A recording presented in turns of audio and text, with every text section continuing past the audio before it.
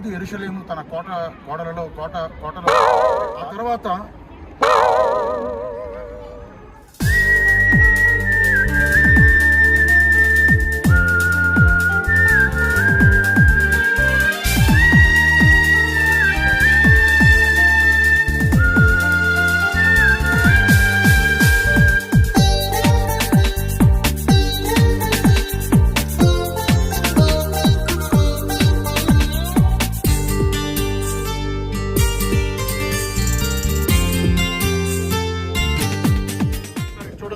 చూడండి నా వెనకాల మీరు చూస్తున్న అమాన్ సిటీ మొత్తం వ్యూ చూస్తున్నాం మనం. అమాన్ సిటీ అంతా చూస్తున్నాం.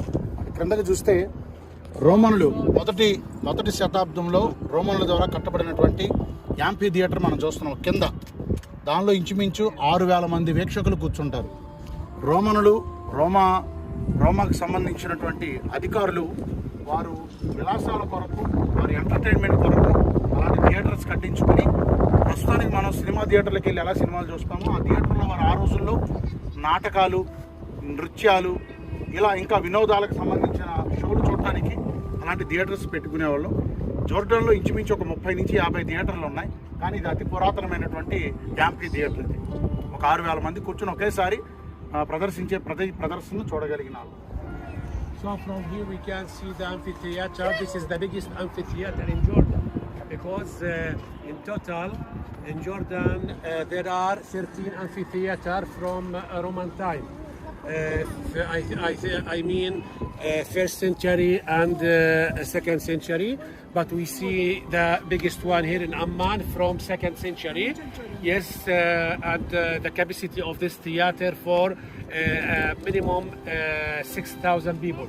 Oh. So this is very big one and located in Philadelphia city because as I told you in the past, before 2,000 years, Amman called Philadelphia in Roman time and also in Greek time early. So this is amphitheater here from second century from Roman time. దేవుని ఘనమైన నామానికి స్తోత్రాలు. ప్రభువైన యేసుక్రీస్తు నామం పేరట ఈ వీడియోను వీక్షిస్తున్న ప్రజలందరికీ మా శుభాలు, హృదయపూర్వక వందనాలు తెలియజేస్తున్నాం. ప్రస్తుతానికి మనము జోర్డాన్ దేశపు రాజధాని నగరమైనటువంటి అమాన్ సిటీలో ఉన్నాం. అమాన్ ఓల్డ్ సిటీలో. ఈ అమాన్ ఓల్డ్ సిటీని రోమనులు పరిపాలించే కాలంలో ఫిలాదెల్ఫియా అని పిలుస్తూ ఉండేవారు ఈ అమాన్ పట్టణాన్ని. ఇది అమోనీయుల పట్టణం అని బైబిల్ గ్రంథంలో పేర్కొనబడింది.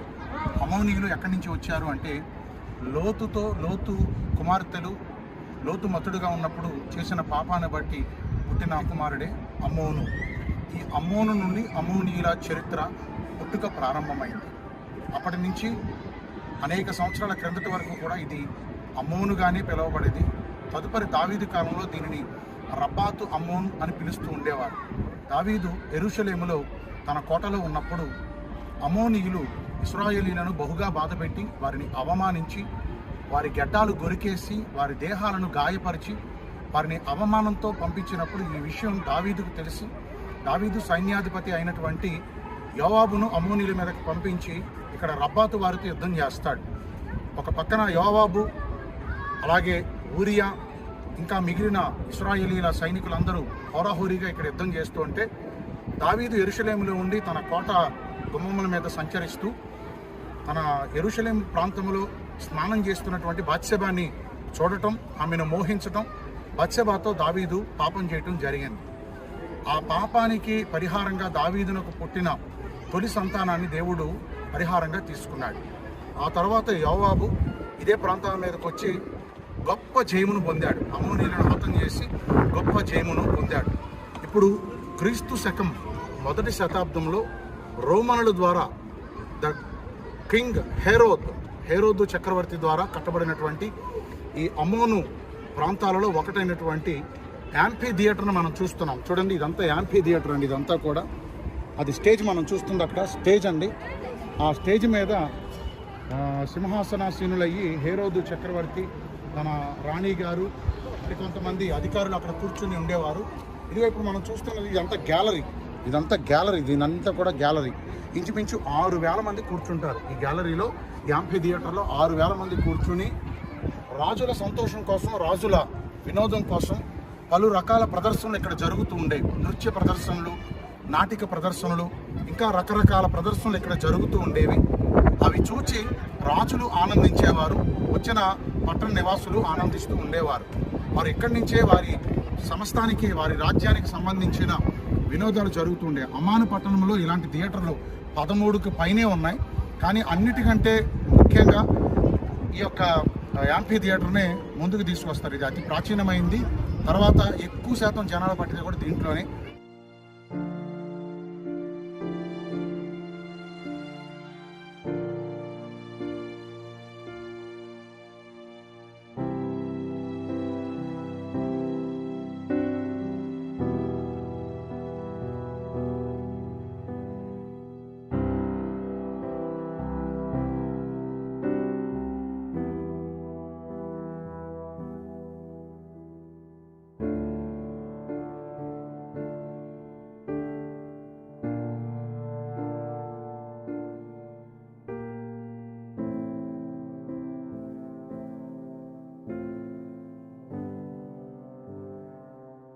ఇలాంటి చరిత్ర కలిగిన మరి ఒక చక్కని ప్రదేశంలో మనం ఉండటానికి కృపనిచ్చిన దేవునికి మహిమ కలుగునగాక.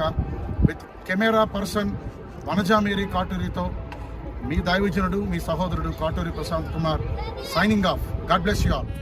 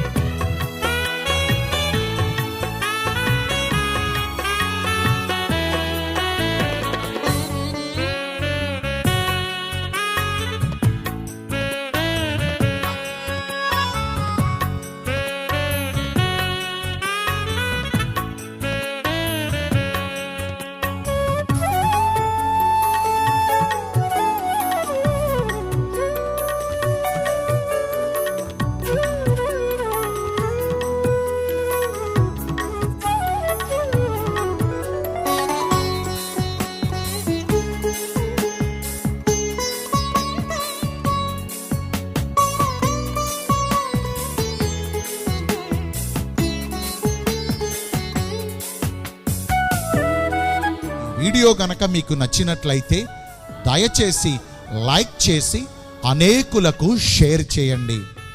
ఇలాంటి మరిన్ని వీడియోస్ మీకు అందించుట కొరకు మా కోసం ప్రార్థన చేయండి. మన ఛానల్ను తప్పకుండా సబ్స్క్రైబ్ చేసుకుని ప్రక్కనే ఉన్న బెల్ ఐకాన్ను ప్రెస్ చేయండి. తద్వారా మేము అప్లోడ్ చేసే ప్రతి వీడియో ముందుగా మీకే వస్తుంది. మరి సబ్స్క్రైబ్ చేసుకుంటారు కదూ. May God bless you richly. Thank you.